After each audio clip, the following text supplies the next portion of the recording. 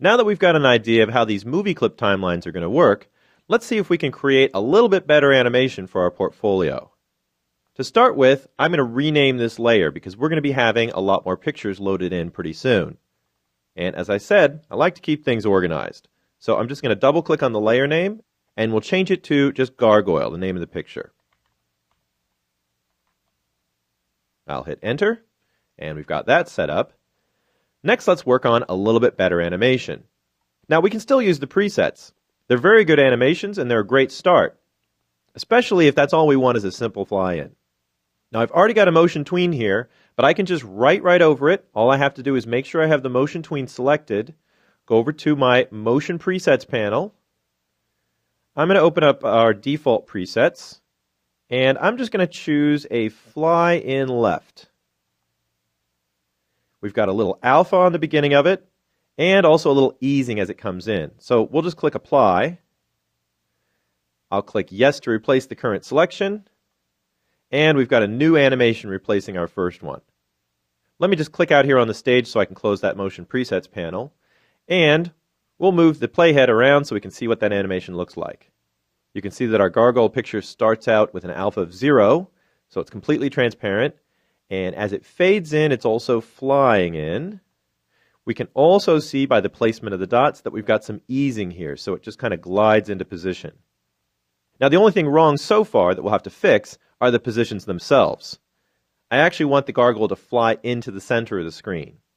In previous chapters, we've seen how to fix this, so all we have to do is back up here. I'm going to move my playhead right back to the very beginning and fix the positions. I'll click, because I know my picture's right in there. Even though it's invisible, we can still select it. And I'll just grab it until we pull it right off the end of the stage off left. Now you can't really see the outline while you're dragging it, but I can use the arrow keys to kind of nudge it into position. That fixes the start position. Let's go fix the end. I'll scroll the playhead out here to the end, and as long as I have my gargoyle picture selected, I can use the Align panel to center it up for me. I'll choose Align Horizontal Center, and remember I have the 2-stage option turned on, so I'm really centering it to the stage. And there we go. Next, we need our picture to hold still a little bit so everybody can take a look at it. That means I'm going to need a span of frames out here beyond my animation where nothing happens, where no animation occurs. Now, if you remember from our previous lessons, I can't just add frames here because I'm going to change the actual tween span. To create another new span, I'm going to have to go out to the frame at the end here. That's frame 25. And create a keyframe.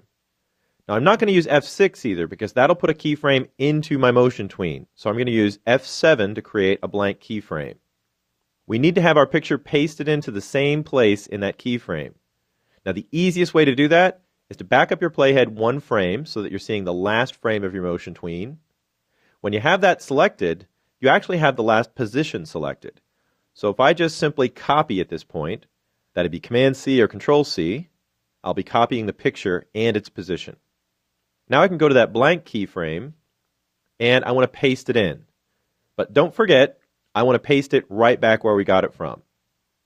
So let's go over to the Edit menu and review what we have here. We have two options, Paste in Center and Paste in Place. And I want to make sure you remember that paste in center doesn't mean the center of the stage. It means the center of your artwork stage window. So that's not going to give us what we want. I want to use paste in place. That drops it right into position. And all we need to do is extend that span so that our picture stays on the screen for, let's say, 20 frames or so. Now, for a real project, I'd probably make this longer. But this is going to be just enough for us to be able to test it and see how it's working. So let me go out to about frame 40. I'll select that frame in the layer, press F5, that's Insert Frames, and we've extended that span out about 15 frames. Now let's set up the fly out portion of our animation. This is a little bit easier because we don't have to do any copying or pasting. I can just go out to the frame past the end of my span, and now I can press F6. Now I can do this here because we have a static span. I don't have a motion tween. So F6 is simply going to copy whatever the last keyframe was forward, and it's not going to become part of any animation or anything like that. Now with this keyframe as a startup, we can just go right into our motion panel, and let's select what we want for our ending animation. I'm just going to choose a matching simple fly out right. So that's right down here at the bottom. That's going to fly out of the screen, fade out, and you can see it has a little easing as well. So we'll just click apply. And since we didn't have any frame span there, it added the frame span that's default for that particular motion preset we chose. Let me click to get my motion preset panel out of the way, and we can see that ease in that we have here, speeding up as it goes, and we know that it's going to fade out as it runs off the screen. So I don't have to pull it actually off the edge of the screen. We'll just leave it right where it is. Now I think we know what this looks like, but let's go ahead and play it back anyway. It's always good to see your animation and make sure it's looking like you think it is. I'm going to hit the return key, and that'd be the enter key on the PC. That's going to play our timeline, and you can see it just plays this timeline right in front of us. Now we can also test our movie to see how this is looking in the main movie. We don't even have to go to scene 1 from there. If you remember the keyboard shortcut for test movie, it's Command Enter here on the Mac, and it's Control Enter on the PC. So we'll just hit that, and there's our test movie. We can see our first pieces coming in, and here comes our portfolio. The animation looks pretty clean, and you'll notice that it only loops a couple of times this time. That's because our portfolio movie timeline has more frames in it. We're going out to about 60 now, and we still have it on the screen for only about 100 frames in the main timeline. So let's close that on up.